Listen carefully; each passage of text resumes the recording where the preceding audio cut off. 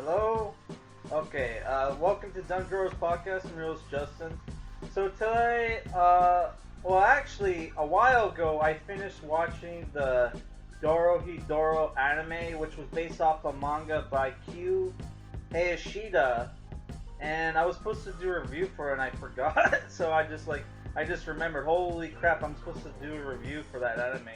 Which I watched it on Netflix. It has all, well, it has 13 episodes, but the last episode is like OVAs. Sorry, it's an OVA that has like basically bonus material from the manga that they animated, and they didn't really do a good job of animating the bonus material stuff. It is what it is. Who cares? So today, yeah, we're reviewing Dorohedoro, which was animated by Studio Mappa, which I've never heard of this anime studio. It was put on Netflix, and it is an action, horror, comedy, fantasy, seinen. I like to call it horror punk anime, where it has that punk feel and aesthetic, but with like horror stuff in them. The anime is rated R, but they censor some of the profanity and nudity. There's no nipples when you see breastises, and they censored the profanity in the dub. Because like I would read it with subtitles while watching in English, and the subtitles will be different. And there was points where like characters like somebody will call a female character a whore, and they replaced it with wench, which is some fucking One Piece like bullshit. But like in the opposite way, where in the 4Kids dub they would call women wenches, which fit with the pirate theme, but in the but with the Funimation anime, they would call them whores. Which I'm pretty sure this is like Funimation. The voice actors here sound like they were from Funimation. I could be wrong. I don't even know who does this shit.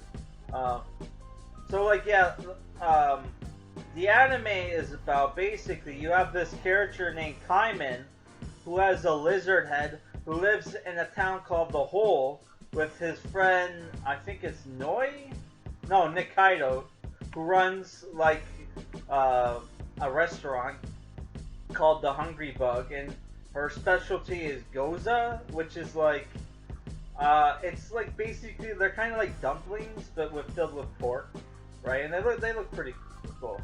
So they're sorcerer hunters who kill sorcerers that show up in the hole through portals that look straight up like doors, and the sorcerers come to the hole to practice their magic. Which how their magic works is basically they shoot out smoke through their fingers, or some of the sorcerers shoot out smoke from their mouths. But it's usually their fingers and their mouths, and like they can like do different kinds of magic. But like the most common one is transmutation, where they change people, right? And like Kaiman has amnesia and is looking for the sorcerer who changed his head into a lizard head, and how he can identify the sorcerer who put the spell on him is by basically sticking the head of the sorcerer down in his mouth, and then like somebody will pop, like you get like this genjutsu where like the sorcerer will be like in his mouth, and then like he'll see like somebody pop out, a head pop out of Kaiman's throat, right? And the head will tell him whether he's the sorcerer that cast the spell or didn't, right? And usually, if they didn't, Kaiman kills them anyway. Which that's how you dispel magic in this world, by killing the sorcerer, right? While they're going around killing sorcerers, they piss off the sorcerer mob boss named N, who looks very much kind of like Vegeta from Dragon Ball Z with a creepy like skull mask. But like the lower face. That's how I remember it. I could be wrong. And that's funny because like he has this henchman called Vegeta. who is like this shitty sorcerer who teams up with Ebisu, who's this cute girl who has a full face skull mask, who specialty is turning people into lizards, which is probably the main suspect for turning Kaiman into like the lizard man that he is today. What are the lizard people called in like Elder Scrolls? Argonians or something like that? They turned him into Argonians. Yeah, so like, yeah, they piss off N, right? So N has these two assassins that work for him. One is his cousin, Noi, who's this female bodybuilder who specializes in like close combat and healing magic, and her partner, who is also her love interest, is named Shin, who has this heart mask. All the sorcerers wear masks, by the way, made by the devils who run the sorcerer world. At least it's implied that, I'm pretty sure. And yeah, he has a heart mask, and he has a hammer, and it's very much obviously this manga first came out in the early 2000s, so I have a feeling that character was kind of based off the Old Boy movie. I could be wrong, but that's how I feel about it. Yeah, who's badass with a hammer, and his magic is that he can basically with his magic he can basically cut you to pieces but keep you alive, right? Where there's like this gross scene where like Kaiman is disposing garbage, right? And he finds this garbage bag that's moving, and inside is this old man's head with his spine, right? It's like some fucking Mortal Kombat bullshit. And then like, yeah, it turned out Shin did that, right? So like, most of the anime is our two sets of main characters, Kaiman and Nikaido, and like Shin and Noi and their group, facing off against each other's, and both sides trying to find out the mystery between Kaiman. And there's also this subplot, Deus Ex Machina, where N is looking for a partner because all the sorcerers have partners, and he's looking for a wizard who sorcerer who specializes in time magic. And it turns out there's a plot twist where Nikaido has time magic, and then it turns into the fucking Sasuke retrieval arc from Naruto, where Kaiman and friends have to go into the sorcerer's world and to bring back Nikaido. So I thought that was cool. There's also some side characters. There's the doctor who name I forgot. They're not showing me here. There's also this young guy named Kasukabe, who's this researcher scientist who looks young, full of tattoos, but he's actually 60 years old. The sorcerers made him look young, and he has this like henchman that is a human that was turned into like a cockroach called Johnson, and he can only say one word: shocking. like the theme song from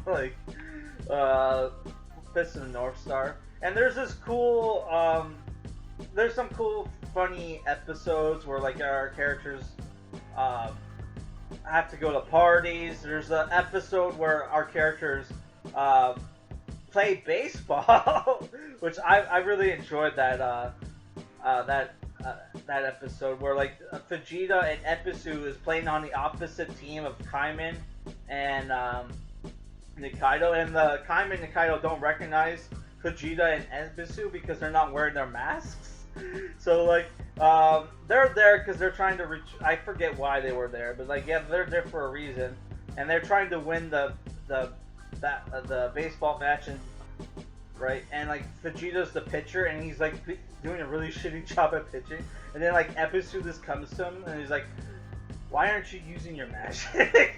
And then once he realizes he can use his magic, he starts like, you know, kicking ass, and then like he ends up accidentally like hurting this old man who's on his team, and they lose the baseball match, which was very anticlimactic. But I don't know, I really like stuff like that where you get to see our characters play baseball, because that's kind of like a trope in anime, but it's not used very often. It's in like animes such as Eureka 7, or actually I think they were playing soccer in that anime, but that's not much of a difference.